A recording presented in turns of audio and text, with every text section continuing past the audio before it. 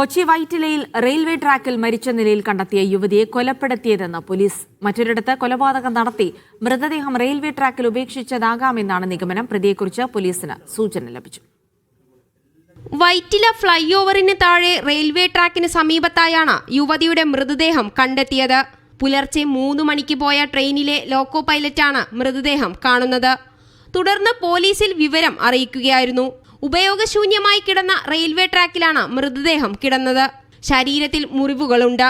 സമീപത്തു കിടന്നിരുന്ന മൊബൈൽ ഫോണിൽ നിന്നും ലഭിച്ച സിം കാർഡ് കോട്ടയം സ്വദേശിയുടേതാണ്.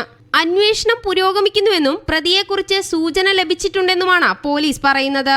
അസ്വാഭാവികതയുണ്ട് മരണത്തിൽ. അത് കാര്യമായിട്ട് തന്നെ ഇൻവെസ്റ്റിഗേറ്റ് ചെയ്യേണ്ട ഒരു മാറ്ററാണ്. എവിഡൻസ് കിട്ടിയിട്ടുണ്ട്. പ്രതിയിലോട്ടേക്ക് ഞങ്ങൾ എത്തിയിട്ടുണ്ട്.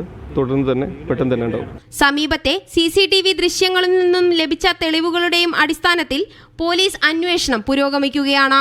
ഇൻക്വസ്റ്റ് നടപടികൾക്ക് ശേഷം മൃതദേഹം കളമശ്ശേരി മെഡിക്കൽ കോളേജിലേക്ക് മാറ്റി. മീഡിയ 1 കൊച്ചി.